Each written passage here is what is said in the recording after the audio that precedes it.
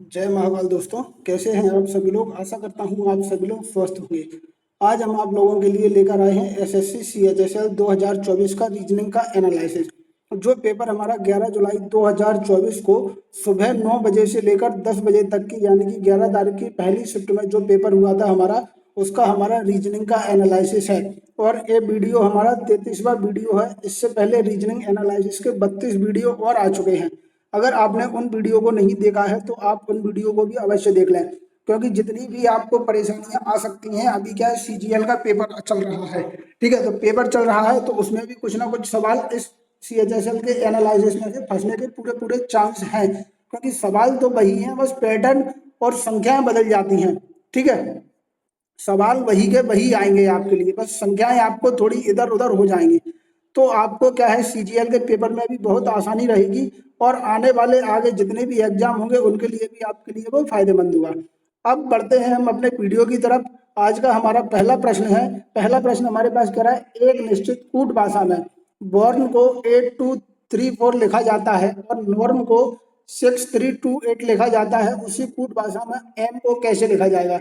यहाँ हम देखेंगे दोनों तरफ हमारे पास कॉमन क्या है, कॉमन है हमारे पास सबसे पहले है ओ कॉमन, तो ओ को हम हटा देंगे।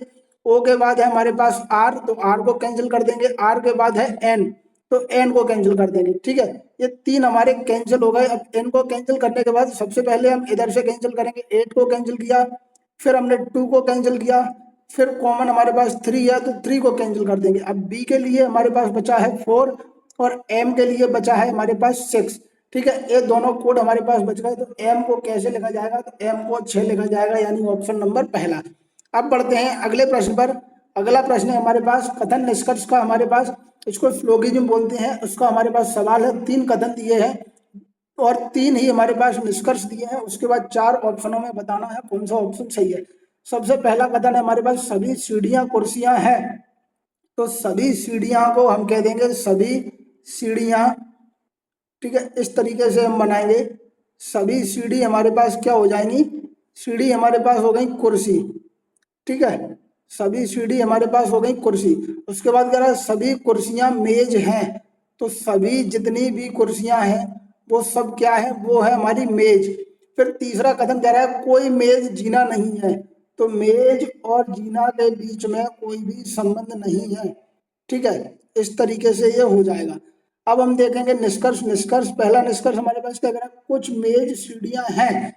तो मेज हमारे पास यहाँ है और सीढ़ियां हमारे पास अंदर हैं, तो बाहर से जब अंदर की ओर जाएंगे तो कुछ में हो जाएगा, तो पहला ऑप्शन हमारा बिल्कुल सही हो जाएगा। अब कह रहा है दूसरा कथन, दूसरा निष्कर्ष, कोई कुर्सी जीना नहीं है।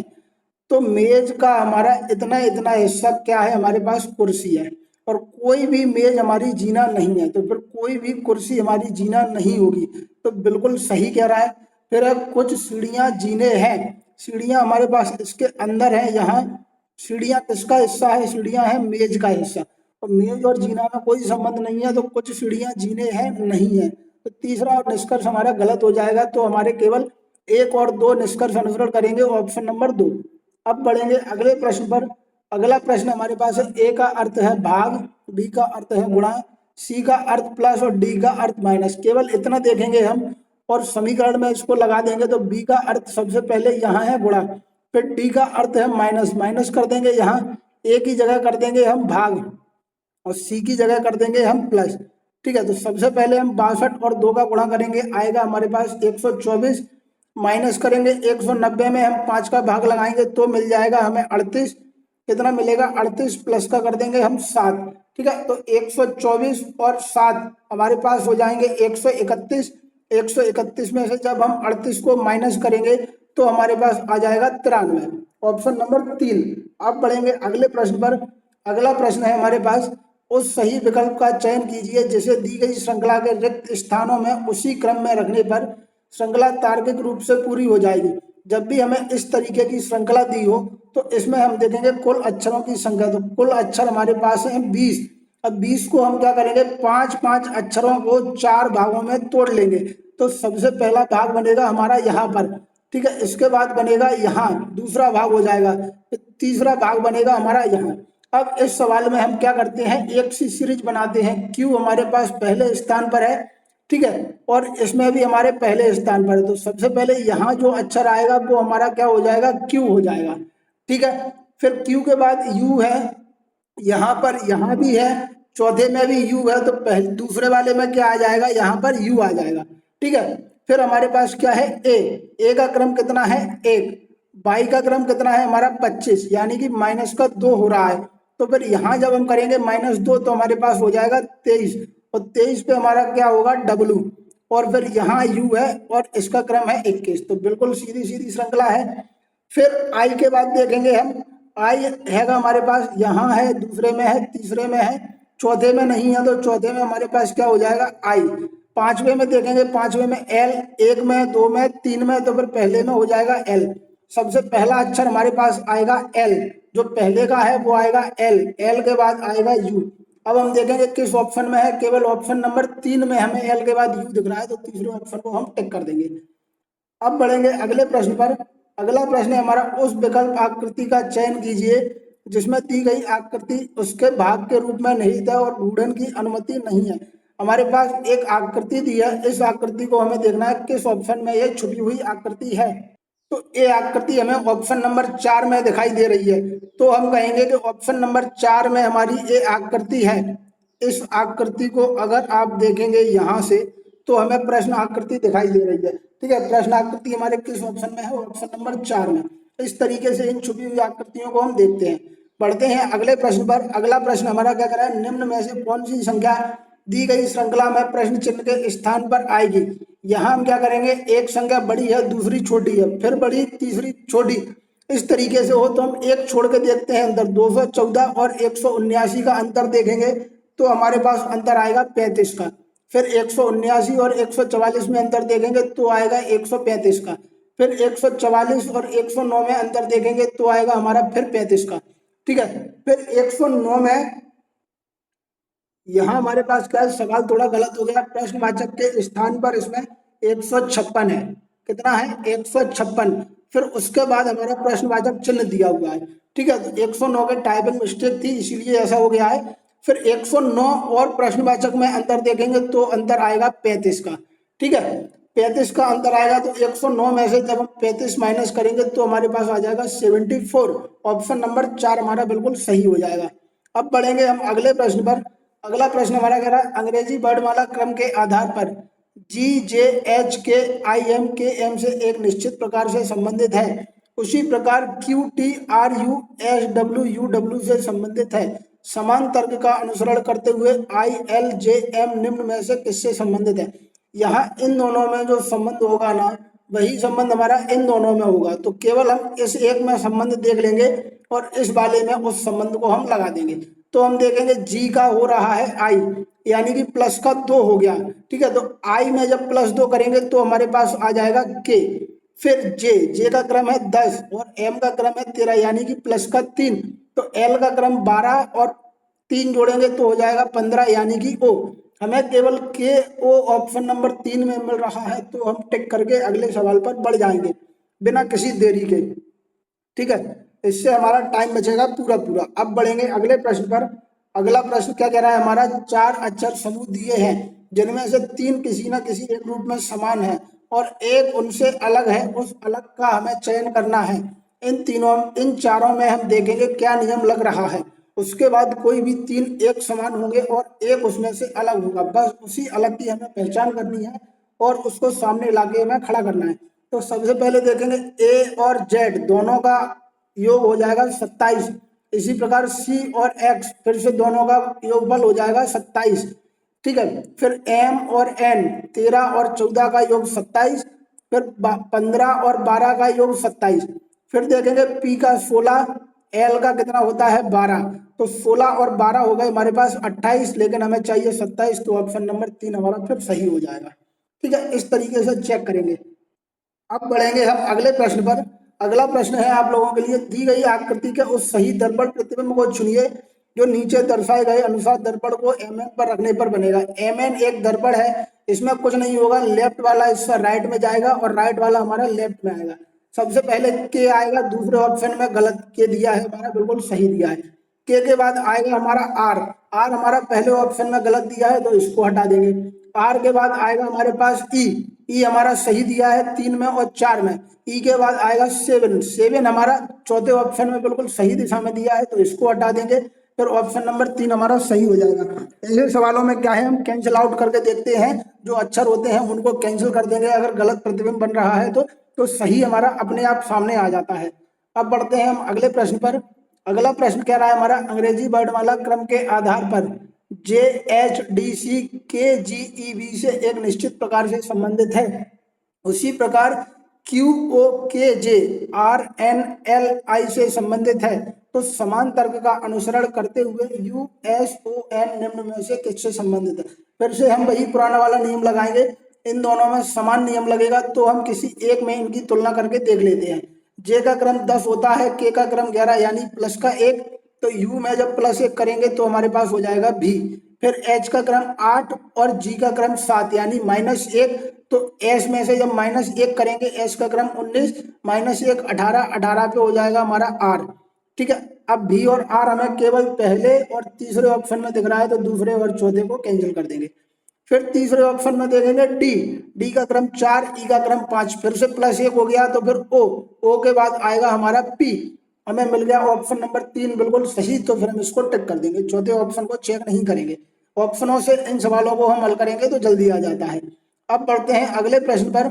अगला प्रश्न कह रहा है, निम्नलिखित आकृति में कितने आयत हैं। इस आकृति में आयत देखने के लिए सबसे पहले देखेंगे हम एक आकृति वाला आयत, तो पहला आयत तो बन गया हमारा इस तरीके से, जब यहाँ एक बना तो यहाँ बन जाएगा 2, फिर तीसरा बन जाएगा यहाँ और चौथा बन जाएगा यहाँ, फिर पांचवा जो आयत होगा वो हमारा बनेगा ऐसे छोटा वाला। ठीक है, तो पांचवा बन गया ए वाला, छठवा, सातवां और आठवां। एक आकृति वाले आयतों की संख्या हो गई हमारे पास 8।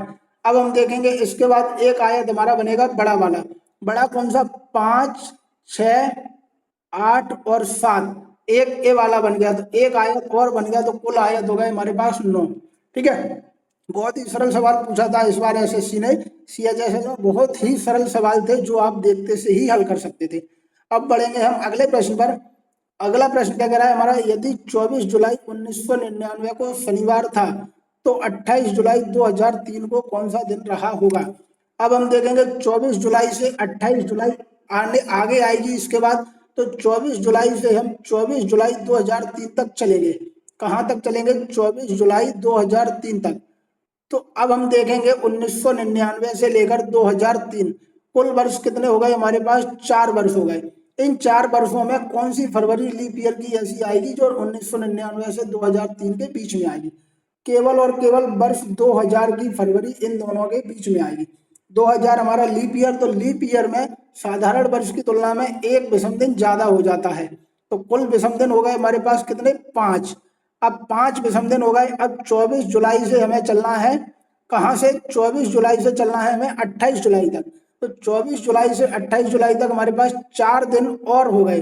ठीक है, 4 दिन हमारे ए वाले और 5 दिन हमारे पहले विषम दिन आ चुके हैं, तो कुल दिनों की संख्या हो गई हमारे पास 9। ठीक है, 9 में जब हम 7 का भाग लगाएंगे तो शेष बचेगा हमारे पास 2, 2 हमारे अंतिम विषम दिन हो जाएंगे। अब इन 2 को क्या करेंगे, हम शनिवार में जोड़ देंगे। शनिवार में जब 2 दिन जोड़ेंगे तो हमारा आ जाएगा सोमवार, यानी ऑप्शन नंबर 2। अब बढ़ते हैं हम अगले प्रश्न पर। अगला प्रश्न कह रहा है हमारा, दी गई श्रृंखला में प्रश्न चिन्ह के स्थान पर क्या आना चाहिए। यहाँ हम देखेंगे 66 और 77, अंतर आ रहा है हमारा 11 का। 77 और 99 दोनों के बीच अंतर है 22 का। फिर 99 और 132 अंतर है 33 का। फिर 132 और 176 अंतर है 44 का। हमें दिख रहा है 11 एकम 11, 11 दूनी 22, 11 तिया 33, 11 चौको 44, तो 11 पंजा 55, यहाँ हो जाएगा हमारे पास 55। तो 176 में जब हम 55 जोड़ेंगे तो हमें मिल जाएगा 231। यहाँ हम 6 और 5 को जोड़ेंगे तो हमें मिल गया 1, यूनिट डिजिट देख ली हमने, बस हमारा उत्तर आ गया और हम आगे बढ़ जाएंगे। अब बढ़ेंगे अगले प्रश्न पर। अगला प्रश्न कह रहा है, उस विकल्प आकृति का चयन कीजिए जिसमें दी गई आकृति x निहित है और घूर्णन की अनुमति नहीं है। हमारे पास x आकृति दी है, इस आकृति को हमें देखना है किस ऑप्शन में हमें दिख रही है। तो अगर हम देखेंगे तो ऑप्शन नंबर 3 में हमें प्रश्न आकृति x दिख रही है। इतना इतना हिस्सा जो हमारा होगा यहाँ तक केवल ये हमारी प्रश्न आकृति है। ठीक है, यहाँ से हमारा शुरू होगा और यहाँ आके हमारा खत्म हो जाएगा। तो एक्स आकृति हमारी प्रश्न की ऑप्शन नंबर 3 में है। अब बढ़ेंगे अगले प्रश्न पर। अगला प्रश्न क्या करा, उस समुच्चय का चयन कीजिए जिसमें संख्या ठीक उसी प्रकार संबंधित है जिस प्रकार दिए गए समुच्चयों की संख्याएं संबंधित है। यानी कि इन दोनों में जो संबंध है ना, वही संबंध हमारा इन 4 ऑप्शनों में से किस में है। तो हम देखेंगे 4 तिया 12 और 4 चौको 16, फिर 9 तिया 27 और 9 चौको 36। बीच वाली संख्या का 3 गुना करेंगे तो पहली संख्या आएगी, बीच वाली संख्या का 4 गुना करेंगे तो तीसरी संख्या आएगी। तो पहले ऑप्शन में देखेंगे 17 तिया होते हैं 39, लेकिन यहाँ है 37, तो पहला गलत। दूसरा ऑप्शन देखेंगे 13 तिया होते हैं 39, ठीक है, 13 चौको होते हैं 52, बिल्कुल सही है। तो ऑप्शन नंबर 2 हमारा सही हो जाएगा। कितने छोटे छोटे सवाल हैं आप खुद देखिए, 5-5 सेकंड के सवाल हैं, मुश्किल से देखते से ही हल हो रहे हैं बिना पेपर और पेन के। अब बढ़ेंगे अगले प्रश्न पर। अगला प्रश्न कह रहा है हमारा, यदि नीचे दी गई शीट को मोड़कर एक घन बनाया जाए तो 23 के विपरीत फलक पर कौन सी संख्या होगी। 23 हमारा कहाँ है, सबसे नीचे है। 23 के विपरीत हो जाएगी एक छोड़ के 24, यानी ऑप्शन नंबर 4। उसने पूछा 22 के विपरीत, 22 के विपरीत 25, 20 के विपरीत हमारी हो जाएगी 21। इस तरीके से इसको हम हल करते हैं। अब बढ़ेंगे अगले प्रश्न पर। अगला प्रश्न है हमारा, यदि प्लस और माइनस को आपस में बदला जाए तथा इंटू और डिवाइड को आपस में बदला जाए तो निम्न समीकरण में प्रश्नवाचक के स्थान पर क्या आएगा। समीकरण हमारा कह रहा है 204 इंटू 6, तो इंटू को बदलेंगे हम डिवाइड में, माइनस को बदलेंगे हम प्लस में, डिवाइड को हम बदलेंगे इंटू में, प्लस को बदलेंगे माइनस में। तो 204 में हम लगाएंगे 6 का भाग, तो हमारे पास आ जाएगा 34। फिर करेंगे हम प्लस 6 इंटू 4 करने पर आएगा हमारे पास 24, माइनस करेंगे 7। इसमें लगेगा बोर्ड मास का नियम, पहले हम करते हैं डिवाइड फिर इनटू फिर प्लस माइनस में से कुछ भी कर सकते हैं, और डिवाइड और इनटू से पहले ब्रैकेट आता है उसको सॉल्व करेंगे। यहाँ हमारे पास ब्रैकेट नहीं है तो केवल हम डिवाइड को हल करेंगे पहले। अब 24 में से जब 7 जाएंगे तो हमारा हो गया 17, 17 और 34 मिलकर हमारे कितने हो जाएंगे 51, यानी ऑप्शन नंबर 4। अब बढ़ेंगे हम अगले प्रश्न पर। अगला प्रश्न है हमारे पास, एक निश्चित भाषा में एंड का अर्थ है पत्नी, केवल हमें इतना देखना है। डिवाइड का अर्थ है बेटी, इनटू का अर्थ है बेटा, और प्लस का अर्थ है बहन, और एट द रेट का अर्थ है पिता। तो हमसे पूछ रहा है क्यू का भी से क्या संबंध है। सबसे पहले पी और क्यू में संबंध देखेंगे एंड की सहायता से। एंड का अर्थ था पत्नी, तो पी हो जाएगी हमारे पास क्यू की पत्नी। पी कौन हो गई, पी हो गई क्यू की पत्नी। पी को माइनस, क्यू को प्लस, बीच में करेंगे 22। फिर Q और L के बीच संबंध देखेंगे, एट द रेट का अर्थ है पिता, यानी कि Q L का पिता है। Q L का कौन है, पिता। जब Q पिता है तो P कौन हो जाएगी, मदर। P L की कौन हो जाएगी, मदर। फिर देखेंगे L और T के मध्य संबंध प्लस, प्लस का मतलब है हमारे पास बहन, यानी कि L T की कौन हो गई, L T की हो जाएगी हमारे पास बहन। ठीक है, L को माइनस करेंगे तो बहन का मतलब हो गया सिस्टर, एल टी की कौन हो गई, बहन। फिर देखेंगे टी और यू के बीच में एंड की सहायता से, एंड का अर्थ है पत्नी, तो टी कौन हो जाएगी, यू की पत्नी। टी कौन हो गई, यू की कौन हो गई, पत्नी। तो यू हो गया हमारा प्लस, और यहाँ कर देंगे हम 22। फिर हमारे पास यू एट द रेट भी, एट द रेट का अर्थ है पिता, यानी कि यू कौन हो जाएगा, यू हो जाएगा भी का पिता, यानी कि फादर। जब यू पिता हो गया तो टी भी की कौन हो जाएगी, टी भी की हो जाएगी मदर। अब क्या पूछ रहा है, क्यू का भी से क्या संबंध है, क्यू भी का कौन है। अब आप एक बात बताओ, एल और टी दोनों आपस में बहने बहने हैं, तो भी की माँ कौन है, टी, तो भी की मौसी कौन हो जाएगी, एल। भी की मौसी कौन हो गई, एल। एल हो गई मौसी यहाँ तक। ठीक है, अब मौसी के पिताजी कौन है, क्यू। मौसी के पिताजी या मम्मी के पिताजी हमारे कौन हो गए, नाना। तो भी के क्यू कौन हो जाएंगे, नाना, यानी कि माँ के पिता, ऑप्शन नंबर 2। बड़ा ही सरल सवाल है, बस समझ के करेंगे तो तुरंत आ जाएगा आपका। अब बढ़ेंगे अगले प्रश्न पर। अगला प्रश्न कह रहा है हमारे पास, कागज की एक वर्गाकार शीट को मोड़कर बिंदुदार रेखा के साथ क्रमशः दर्शाई गई दिशाओं में मोड़ा जाता है और फिर अंत में छेद किया जाता है। कागज को खोलने पर यह कैसा दिखाई देगा। एक हमारे पास कागज है, इसको हमने दो तरफ से मोड़ दिया है, दो तरफ से मोड़ने के बाद हमने 3 और 1 चिन्ह कर दिए हैं। तो अब इसको खोलेंगे तो हमारे पास कैसा दिखेगा, खोलने पर हमारा ऑप्शन नंबर 2 जैसा दिखाई देगा। हमें कैसा दिखेगा, ऑप्शन नंबर 2 जैसा। ये 3 हमारे यहाँ भी हो जाएंगे, एक हमारा इसके पीछे हो जाएगा। तो ऑप्शन नंबर 2 कौन सा, ऑप्शन नंबर 2 हमारा बिल्कुल सही हो जाएगा। अब बढ़ते हैं हम अगले प्रश्न पर। अगला प्रश्न कह रहा है विकल्पों में दी गई उस आकृति को पहचानिए जिसे प्रश्न चिन्ह के स्थान पर रखने पर श्रृंखला तार्किक रूप से पूरी हो जाएगी। हमारे पास एक लाइन दी है, इस लाइन की बस पोजीशन है चेंज हो गई है, ठीक है। तो हमें बताना है प्रश्नवाचक के स्थान पर क्या आएगा। पहले लाइन हमारी ऐसे थी, फिर ऐसे घूम गई, हमारी कितनी 30 डिग्री घूम गई, फिर आ गई यहाँ, फिर आ गई यहाँ। अब लाइन हमारी हो जाएगी ऐसे, ठीक है, मतलब पहले वाली की अपोजिट। तो हमें अपोजिट किस में दिखाई दे रहा है, पहले में और दूसरे में और हमारे पास चौथे में। तो तीसरे को हटाएंगे। अब हम देखेंगे ए की पोजीशन।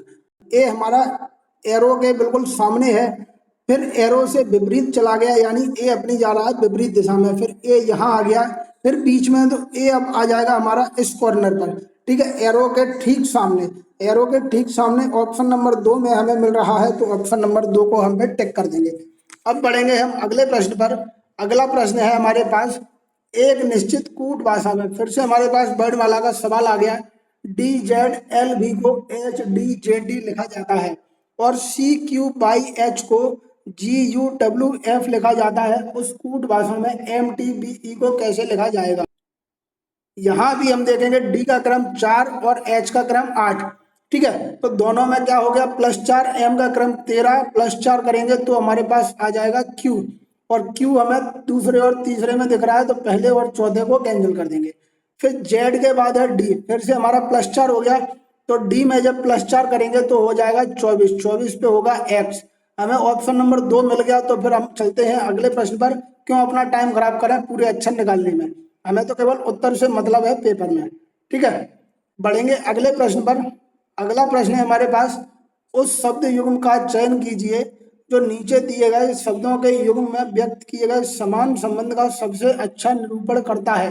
यानी कि पत्ता और बलूत, यानी कि लीफ और ओक का जो संबंध है ना, वही संबंध इन 4 ऑप्शनों में से किसमें है। तो यहाँ देखेंगे इन दोनों में क्या संबंध है। तो पत्ता होता है ना जो, वो पाया जाता है बलूत में। बलूत का एक पेड़ होता है, उसमें पाया जाता है पत्ता, ठीक है। मतलब पत्ता बलूत का एक अंग है। पहला ऑप्शन है हमारा वृक्ष और वन। वृक्ष वन का हिस्सा है, लेकिन जो संबंध हमारा पत्ता और बलूत में है वो संबंध हमारा वृक्ष और वन में नहीं है। तो फिर पहला हमारा हो जाएगा गलत। दूसरा हमारा है सुई और चीड़, यानी कि चीड़ की जो पत्तियां होती है ना, वो कैसी होती हैं, सुई की तरह। तो सुई चीड़ का एक हिस्सा है। ऑप्शन नंबर 2 हमारा बिल्कुल सही हो जाएगा, ठीक है, क्योंकि चीड़ की जो पत्तियां होती हैं ना, वो सुई की तरह नुकीली होती हैं, ठीक है। तो बस वही संबंध हमें इसमें दर्शाया गया है। अब बढ़ते हैं हम अगले प्रश्न पर। अगला प्रश्न है हमारे पास 14 का संबंध एक निश्चित तर्क से 43 से है। 14 का संबंध किससे है, 43 से है। और उसी तर्क का अनुसरण 17 का संबंध 52 से है। 17 का संबंध किससे है, 52 से है। तो फिर हमें 19 का संबंध देखना है किससे होगा। तो यहाँ हम देखेंगे 14 इंटू करेंगे 3 और प्लस कर देंगे 1, तो हमारा आ जाएगा 43। फिर 17 इंटू 3 करेंगे तो हो जाएगा 51, उसमें 1 और जोड़ देंगे तो मिल जाएगा 52, ठीक है। तो फिर 19 में जब 3 का गुणा करेंगे तो 57 और 1 जोड़ने पर हमारे पास आ जाएगा 58, यानी ऑप्शन नंबर 2। अब बढ़ते हैं हम अगले प्रश्न पर। अगला प्रश्न कह रहा है हमारा दी गई श्रृंखला में प्रश्न चिन्ह के स्थान पर क्या आना चाहिए। तो श्रृंखला हमारी है 33 और 61, दोनों के बीच में अंतर है हमारा 28 का। 61 और 117 अंतर है हमारा 56 का। 117 और 229 अंतर है हमारे पास 112 का। फिर 229 और प्रश्नवाचक में अंतर होगा। यहाँ हम देखेंगे 28 डबल करेंगे तो 56, 56 का डबल 112, तो 112 का डबल हो जाएगा 224। इन 224 को हम 229 में जोड़ेंगे तो हमें यूनिट डिजिट पर मिलेगा 3, और 3 हमें आपको पेपर पहले में कोई भी दिक्कत और ना आए, चौथे ठीक में है। मिल रहा अगर है तो आपको कोई भी दूसरे प्रश्न और समझ में तीसरे नहीं को आता है कैंसिल कर तो देंगे। आप अपना प्रश्न 9 हमें और कमेंट में 4 बताएं। 13 हो जाएंगी, हम 2 कोई भी प्रश्न और होगा 4 रीजनिंग और का 1 आ तो जाएगा वो उसका 5, उत्तर आपको हम यानी कि देंगे, ठीक है। 53। तो फिर हमारे ऑप्शन साथ बने नंबर रहने के 1 लिए को बहुत हमें बहुत टिक धन्यवाद। करना पड़ेगा। मिलते हैं कल नए ऑप्शन 1 वीडियो के हमारा साथ, तब बिल्कुल तक अपना सही ध्यान हो रखिए। जाएगा। अब बढ़ेंगे अगले प्रश्न पर। अगला प्रश्न है हमारे पास, यदि ए का अर्थ है भाग, बी का अर्थ है गुणा, सी का अर्थ है प्लस और डी का अर्थ है माइनस, तो निम्न समीकरण में किसका परिणाम 100 होगा। हमारे पास 4 ऑप्शन दिए हैं। इन 4 ऑप्शनों में आप चिन्हों को बदल के देखेंगे। आपको बताना है किस परिणाम का मान 100 होगा। एक प्रश्न आप लोगों के लिए होमवर्क है और इसका उत्तर आप हमें कमेंट बॉक्स में बताएंगे। कमेंट बॉक्स में आप हमें बताएंगे प्रश्न नंबर 25 का उत्तर। ठीक है, ये आप लोगों के लिए आज का होमवर्क है। आशा करता हूँ आप लोगों को वीडियो अच्छा लगा होगा। अगर आपको वीडियो अच्छा लगा है तो आप वीडियो को लाइक कीजिए, शेयर कीजिए और सब्सक्राइब कीजिए। और अगर आपको कोई भी प्रश्न समझ में नहीं आया है तो कमेंट के माध्यम से हमको बताइए, हम आपको वो प्रश्न दोबारा से और अच्छे तरीके से समझाएंगे। हमारी यही कोशिश है कि आप अच्छे से समझें इसको और आपको पेपर में कोई भी दिक्कत ना आए, ठीक है। अगर आपको कोई भी प्रश्न समझ में नहीं आता है तो आप अपना प्रश्न हमें कमेंट में बताएं। हम कोई भी प्रश्न होगा रीजनिंग का तो वो उसका उत्तर आपको हम देंगे, ठीक है। हमारे साथ बने रहने के लिए बहुत बहुत धन्यवाद। मिलते हैं कल नए वीडियो के साथ, तब तक अपना ध्यान रखिए।